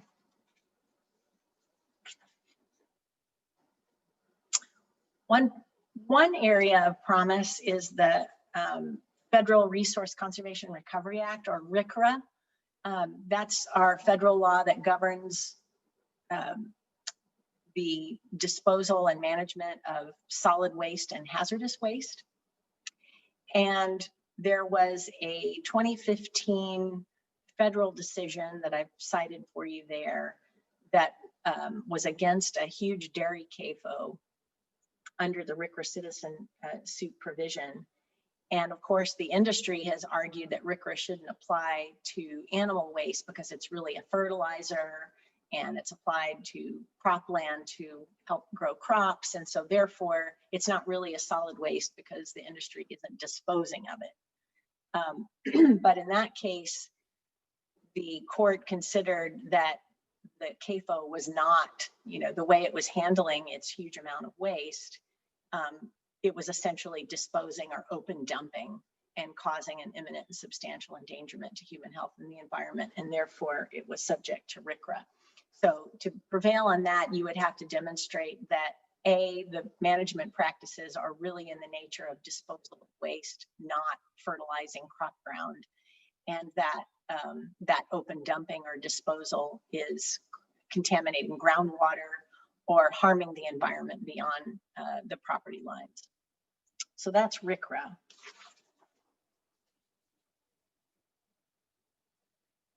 There are also some judicial remedies that come into play for holding governments accountable for their decision making. Judicial review can be used to challenge zoning decisions or IDEM permitting decisions that may violate the applicable regulatory or zoning requirements. You have to first what's called exhaust your administrative remedies oftentimes before you can seek judicial review, which is simply a trial. It's just a lawsuit in a trial court. But for example, if a zoning ordinance requires that you first appeal to the BZA, you have to do that first before you can bring that trial court action. Or as with IDEM decisions, you have to first appeal to the Office of Environmental Adjudication before you can seek judicial review. A declaratory judgment action would be used to challenge an illegal zoning ordinance amendment. In some counties, the process for allowing CAFOs is to allow a rezoning of property. And in those situations, that would be akin to a legislative enactment because it's done by the county commissioners. So they're very hard to challenge, but the way you would do that is through a declaratory judgment action. And then an action for mandate is used if you're one of those weird wonky people that likes to read regulatory code or zoning ordinances, if you see the word shall or must, that means that the government agency has to do whatever follows that language, whatever follows the word shall or must. And if it doesn't, that would be a non-discretionary duty to do it. If it doesn't do that non-discretionary duty, you can bring an action for mandate to force the government to do what it's supposed to do. Okay, so this is really, this next section is going to be, I'm going to do a deep dive into Indiana's nuisance law, trespass law, and negligence law, and the Right to Farm Act, and how those interplay and came to a head in that case I talked to you about that went to the Indiana Supreme Court, and how neighbors are really literally left with no recourse now to seek damages for the harm that they're suffering. So a little background, nuisance law protects the right to reasonably use your property without interference. Okay, so when you buy title, when you buy a piece of property, you don't actually own the physical property, you own the rights to it, which are, you're the title holder of the deed, you have certain rights to that property. And oftentimes in the legal realm, or you may have heard this, it's called the bundle of sticks, the bundle of property right sticks that you have. So one of those sticks is the right to reasonably use and enjoy your property. And a violation of that right would be considered a nuisance. Another is the right to exclusively possess your property, to keep things and people off of it. So the violation of that would be considered a trespass. And then negligence doesn't look at the harm or invasion of a property right. It looks at whether a person used reasonable and ordinary care, which we all have a duty to do, right? We can't just go around hitting people or setting up booby traps that we know are going to hurt them, or use our property in a way that we know is going to hurt other people. If we do so, we could be held liable in negligence. So all of these, as you might imagine, would logically apply in the CAFO situation, right? We have an industry that is putting down facilities that are causing extreme odors, air emissions, water pollution, dangerous things to cross property lines, interfering with neighbors' right to use and enjoy their property. We have studies that show that air emissions are physical, chemical compounds that are physically invading property, so that would be a trespass. And then we know that the industry has long known that putting a CAFO too close enough wind of where people live will predictably cause certain harms. And so doing it is negligence. They're not using reasonable care to prevent harm to people, right? So all of these legal theories could potentially come into play. And in fact, in the case we brought, that I talked about in Hendricks County, we brought those claims. Unfortunately, the courts have held that the Right to Farm Act bars each and every one of those claims with respect to CAFOs. So let's talk about this. It's important because we have to advocate for a change now. And so you have to be kind of experts on what it is we're asking for with respect to the Right to Farm Act. So the original Right to Farm Act, here's the language, was enacted back in 1981.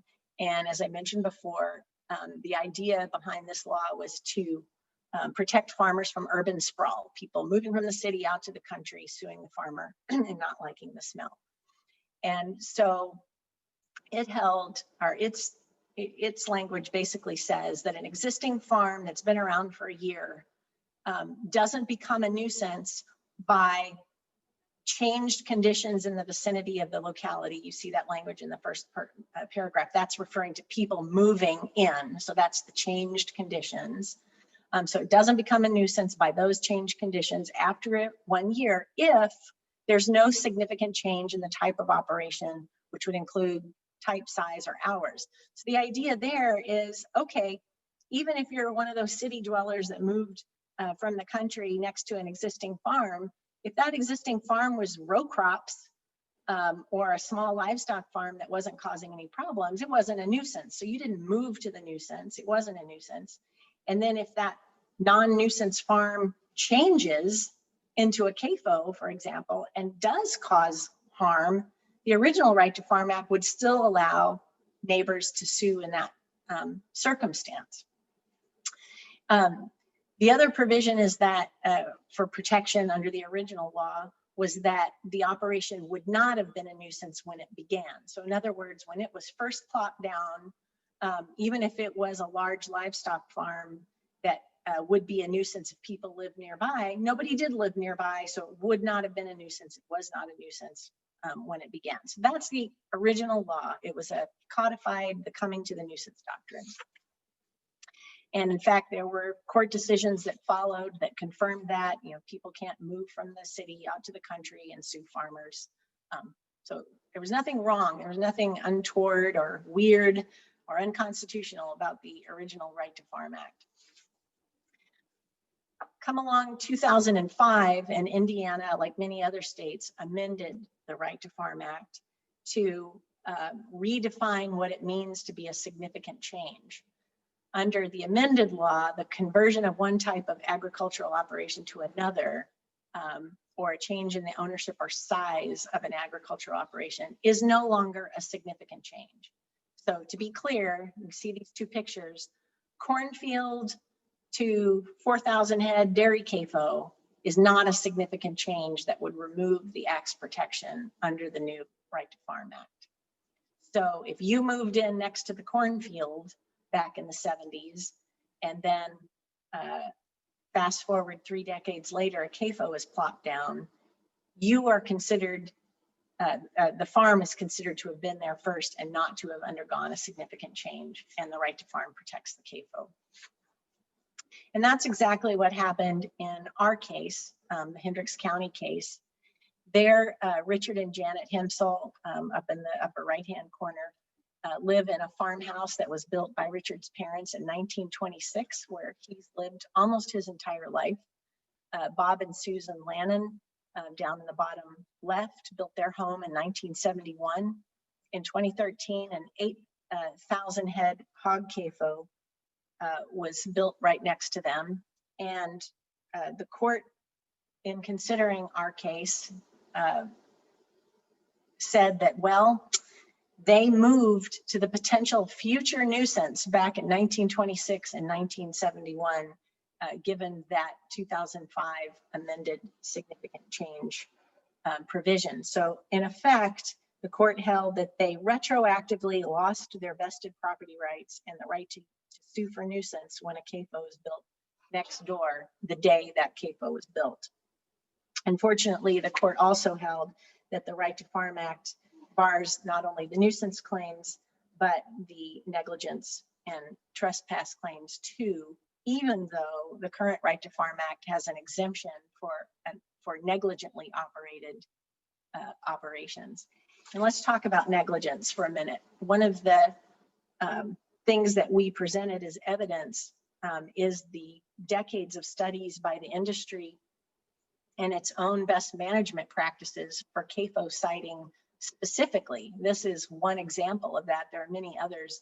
May of 2007, the National Pork Producers Association put out this BMP guide to pork producers about CAFO siting, advising that, you know, how you site and design a CAFO has, quote, tremendous influence on odor impacts to neighbors.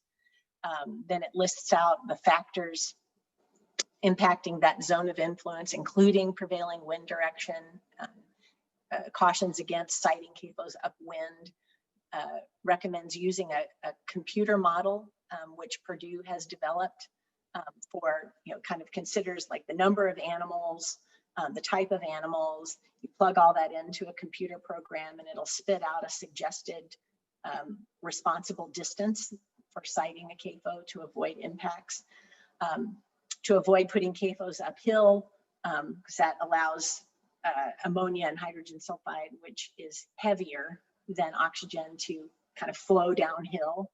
Of course, distance is important, direction of pit ventilation fans. In other words, the industry has long known about how to be responsible in siting their CAFOs. In the Hensel case, we took depositions of the defendants, and they testified that they knew putting their CAFO so close and upwind of neighbors' homes. The Hensels and Lannons are 2 of 30 other homes within a half mile of this CAFO. There was a zoning hearing, plan commission hearings where the entire community, you know, came out and voiced opposition to this CAFO. And the defendants again testified that they knew putting their CAFO so close and upwind would predictably cause the harm it's causing, but they gave no consideration to the neighbors because they believed they were protected from all liability by the Right to Farm Act. So in other words, these defendants, by definition, were negligent. They failed to use ordinary care in citing their CAFO. However, the appeals court said that given the purpose of the Right to Farm Act, that the decision to locate a CAFO next to long established homes, no matter how unreasonable and knowingly harmful that decision is, cannot constitute negligence under the Right to Farm Act. So in effect, you can put a 80,000 head hog skyscraper with lakes of lagoon waste, next to where people live, and that decision, no matter how harmful it is, will be considered negligence now under the Right to Farm Act. Instead, the court says if a CAFO complies with applicable regulations, that shows that it's not negligence. So if you can show a violation of applicable laws, that you could potentially show negligence. The problem with that, as we talked about, is that CAFO air emissions are not subject to regulations. So compliance with existing regulations does absolutely nothing to protect the surrounding landowners from the very harm that's being caused. So proving negligence under the court's decision is next to impossible.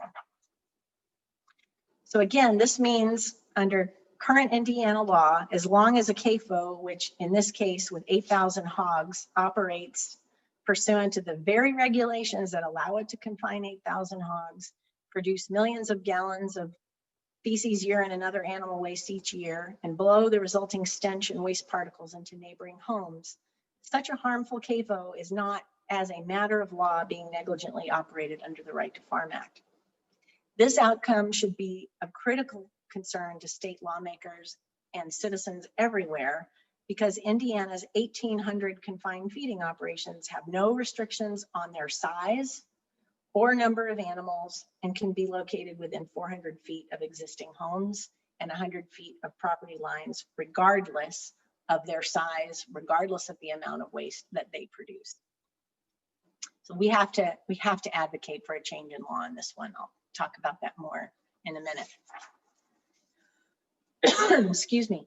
The court also held that there's no remedy for trespass under the Right to Farm Act, even though we presented evidence by a Johns Hopkins trained air quality, air emissions testing expert who came out to the Hensels and Lannon's homes and did air testing for over a month and showed dangerous, unhealthy levels of ammonia, amines, and volatile fatty acids from the CAFO were traversing their property lines and cause of their harm. And the court said, even though this was otherwise an unlawful physical intrusion of the CAFO's noxious emissions to their properties and homes, allowing the trespass claim would sidestep the legislative intent of the Right to Farm Act, and so therefore it was barred. And the court justified that by saying that the legislative intent of the Right to Farm Act is to protect farmers. And of course, we know that the defendants in the case are not farmers, and their CAFO is not a farm. In fact, the 16,000 hogs that are finished every year at that CAFO are shipped for slaughter and processing and sale to Tyson, JBS, and Smithfield that use monopolistic practices that effectively eliminate any notion of fair competition for real farmers. So what's happened in Indiana is that the Right to Farm Act now provides absolute legal immunity to the largest of corporations to use our rural communities as dumping grounds.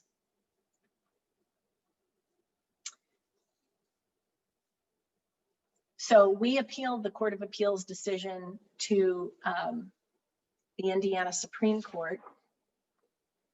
Excuse me. Actually, I'm skipping ahead. We argued to the Court of Appeals that such a holding is unconstitutional and that it essentially is a government taking of private property without just compensation in violation of the Fifth Amendment of the US Constitution. And we also have a takings clause in our state constitution. But the court held that even though there was evidence that the Hensels and Lannons property rights are clearly affected and they've suffered substantial property value losses, it still found that the Right to Farm Act was constitutional because, and I quote, they've not been deprived of all economic or productive use of their properties. So because they had a little bit of, they could still live there, even though not very comfortably, and they'd lost a 60% property value. They weren't completely wiped out. So in the court's view, the Right to Farm Act was constitutional. So we sought transfer to the Indiana Supreme Court. We were granted a rare oral argument on this question, which was a pretty big deal. The court gets 800 petitions a year, grants oral argument, and only 40 of them. That's yours truly there in the hot seat. And unfortunately, this whole question came down to one judge. Our transfer petition was not granted in a narrow split 3-2 decision with the Chief Justice Rush voting to grant transfer. So this is not a slam dunk win for the industry. There is hope on this question. In other words, what I'm saying is the legal arguments for unconstitutionality of the Right to Farm Act are valid ones. The fact that citizens are being deprived of their property rights is a serious one, and our at least 2 justices on our state's high court agreed with that.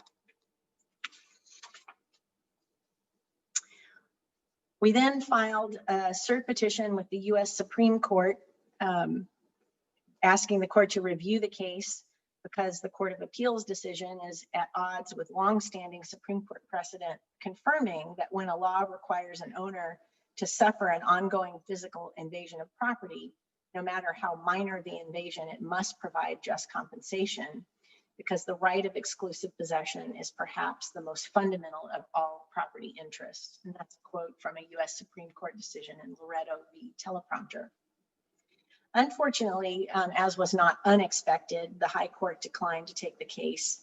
It receives 8,000 cert petitions each year and grants only about 100 of those. So as a result, the Indiana court decision stands. It is the law of the land in Indiana. The Supreme Court's decision not to review the Right to Farm Act ends a costly and incredibly stressful 5-year legal battle that the Hensels and Lannons were forced to bring because federal, state, and local government agencies were unable or unwilling to help, and because the Indiana Appeals Court ruling now stands, the legal system is a dead end for them too. For that matter, without the assistance of HEC's nonprofit legal aid, these families wouldn't have been able to bring the lawsuit in the first place due to the high cost of hiring an attorney. So such an unjust outcome really, in my mind, underscores how insidious of a law the Right to Farm Act is. It eliminates any possibility that CAFOs in Indiana will be held liable for fouling the air, upending people's lives, and trampling on the property rights of our fellow citizens in rural communities. Unbelievably, winning the case was not enough for the defendants and their meat industry backers. They also want to scare citizens from exercising their legal rights and trying to protect their homes and families. The defendants' lawyers in the case have filed a slap suit against the Hensels and Lannons, asking the court to make them pay for their exorbitant attorney's fees. And in touting their legal victory, the defendants' attorneys have publicly announced plans to enact state legislation to hold organizations, I'm quoting, hold organizations like HEC financially responsible for lawsuits that target farmers. Such legislation is aimed solely at intimidating nonprofits away from trying to help communities fight back out of fear that they would be bankrupted. We cannot stand for that sort of unjust tactics.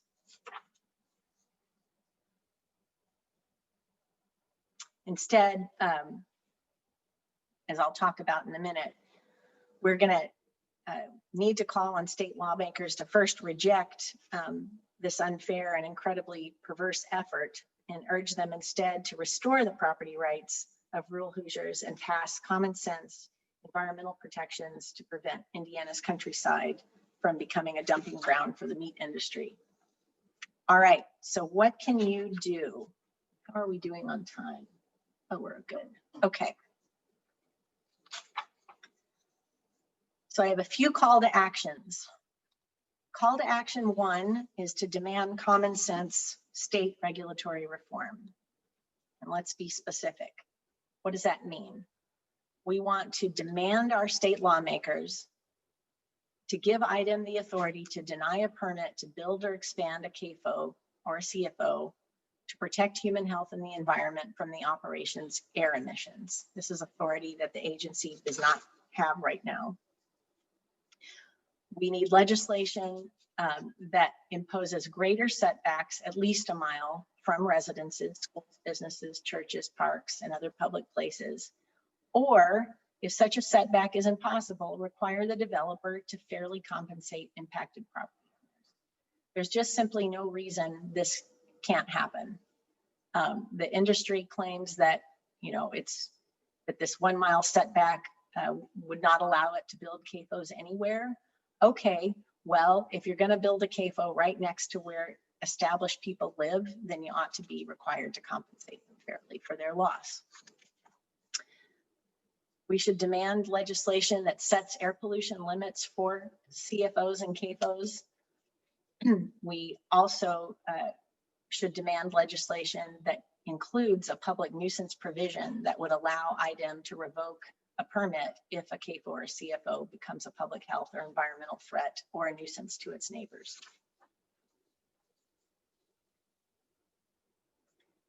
Also, within common sense regulatory reform at the state level, we should be demanding lawmakers to amend the Right to Farm Act in such a way that restores the property rights of our fellow rural citizens.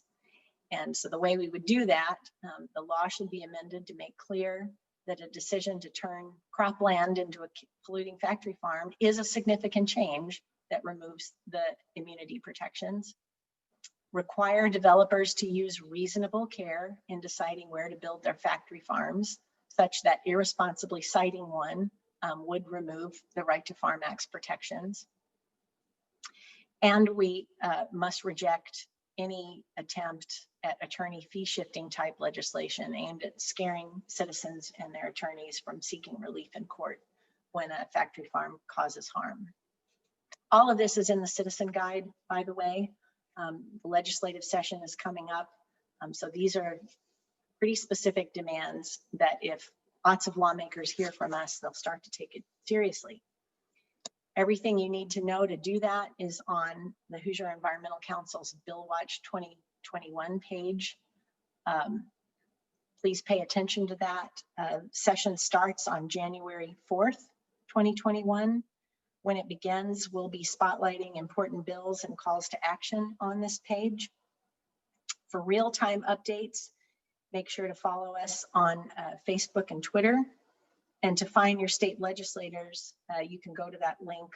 It's on the Indiana General Assembly webpage and click on Find Legislators.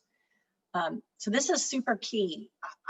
We're going to be for sure fighting this bad bill, the one that's aimed at scaring citizens away from exercising their rights in court. I'm going to be calling on all of you. We'll be sending out action alerts, detailing, when committee hearings are, what process the bill is in, and how, when we need you to be reaching out to your legislators. But on the proactive front, that needs to be done year round. Certainly during session, where we're considering introducing a bill on the Right to Farm Act amendments that we want. And we need everybody to look up their legislators and contact them and flood their email inboxes and phones with messages demanding for that change. Okay, call to action number 2. Tell your congressional leaders to pass the Farm Act. This is a bill that was introduced by U.S. Senator Cory Booker called the Farm System Reform Act. It's been joined by Elizabeth Warren and Bernie Sanders and Senator Ed Markey. In the House, it was introduced by Representative Ro Khanna.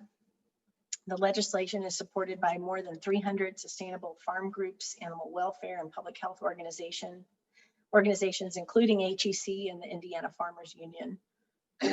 Also promising on this front, a recent survey by Johns Hopkins Center for a Livable Future found that a majority of registered voters support greater oversight of factory farms.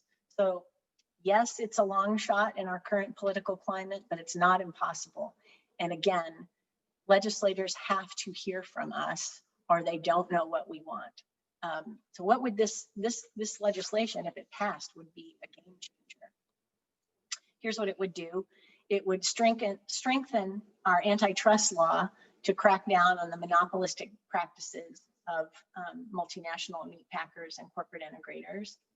It would place an immediate moratorium on new and expanding large CAFOs, and it would phase out by 2040 the largest CAFOs. It would hold corporate integrators responsible for pollution and other harm caused by CAFOs, and it would provide a voluntary buyout for farmers who want to transition away from operating a CAFO. So that was call to action number 2. Number 3 is now focused on what you can do in your own life. We don't have to wait for policy change to make a difference on this. And so one of the things you can do is support local independent farmers. A local food system is one of the fastest growing, most promising markets in agriculture today. And it's based on one central idea. When food is grown, processed, and sold locally, it's better for farmers, better for communities, better for the environment, and in both taste and nutrition, better for people. This is not a new idea. It's easier than ever to do this today. There are farmers markets, local co-ops, all sorts of businesses, farm to fork restaurants that make it easy to support your local farmers. These are just a few of them here in Indiana. Delaware County has at least 2 farmers markets that connect local consumers to farmers every Saturday from May to September. There are small farm co-ops and buying clubs such as Purple Porch Co-op, Homestead Heritage, Seven Sons Meat Company, Tyner Pond Farms, and others that you can even order online from. So supporting local independent farmers and not the corporate factory farm meat industry is a way to vote with your dollars without having to wait for policy change. And ultimately, it's up to you on this, and I'm going to leave you with some food for thought with respect to your dietary choices. The average American eats a lot of meat, roughly 200 pounds per person every single year, which is far more than our parents and grandparents did. Actually, it's 6 times more than the average American consumed in the 1930s. And that makes sense. I mean, back in the day, meat actually, if you bought a roast, it was something special on Sunday because it was expensive. It reflected the true cost of producing it. But our meat habit today is costing us our health in terms of obesity, cardiac disease, and other illnesses related to excess meat consumption. Nobody needs to be eating triple bacon, double cheeseburgers. So that's one thing, health issues. The other is we've all learned about ways to reduce our environmental footprints by making a variety of lifestyle changes, such as driving hybrid or electric cars, recycling, etc. But we can also make a difference with our food choices. And even the federal government has weighed in on this. The FDA publishes dietary guidelines every 5 years based on recommendations from an expert panel. And one of the latest of their recommendations, which makes common sense, is that our food print matters as well, and that we as a nation ought to be making food choices for environmental reasons as well as personal health reasons. Of particular significance, the Dietary Guideline Committee found that plant-based diets are not only consistently related with positive health outcomes, including reduced risk of obesity, cardiovascular disease, cancer, and other diseases, but also has less environmental impact in terms of greenhouse gas emissions, land use, water use, and energy use compared to the average American diet that's high in animal-based foods. The committee's findings make complete sense considering that of all the foods we eat, our meat, poultry, and dairy products are by far the most resource intensive and environmentally damaging to produce. The UN has found that the livestock sector is the largest user of land, specifically 30% of the land surface of the planet. In turn, it's also the leading cause of habitat destruction and species extinction. Why is that? Well, it takes a lot of land to grow the amount of grain needed to feed 70 billion farm animals that we raise each year. Specifically, it takes 16 pounds of grain just to make 1 pound of beef. In the US alone, our livestock eat more than 50% of all the grain we produce and use nearly half the land in the contiguous United States. This staggering inefficient use of resources is particularly disturbing from a humanitarian perspective, given that we currently grow enough food to feed 10 billion people, but 50% of food grown worldwide goes to feed livestock.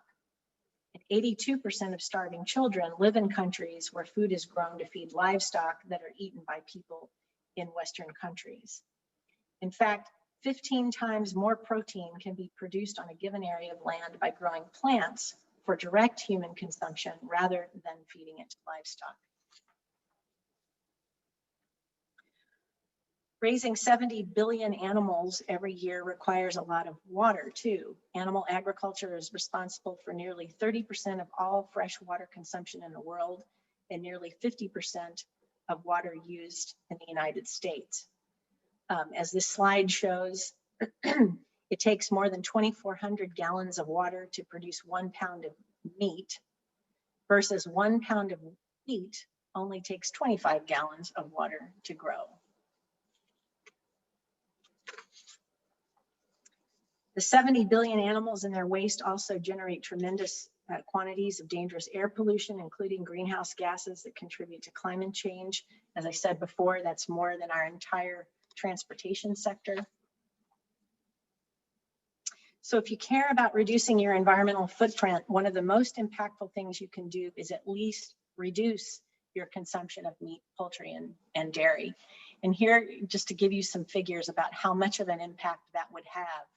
The land it would require to feed one person for 1 year, if you're a vegan, would be 1/6 of an acre, vegetarian 3 times as much as a vegan or a half an acre. If you're a meat eater, 18 times as much land, 3 acres of land as a vegan to feed you for a year. 1/2 acres can produce 37 pounds of plant-based food versus 375 pounds of meat. And each day, a person who eats a vegan diet saves 1,100 gallons of water, 45 pounds of grain, 30 square feet of forested land, 20 pounds of carbon dioxide equivalent, and an animal's life. So, a final thought, the world population is expected to grow from 7.2 billion today to 9.6 billion by 2050. And although we're currently growing enough food to feed 10 billion people, most of that food is going to feed livestock. At current rates of meat consumption, we'll need the resources of several more planets to feed the world in 2050, and we only have one.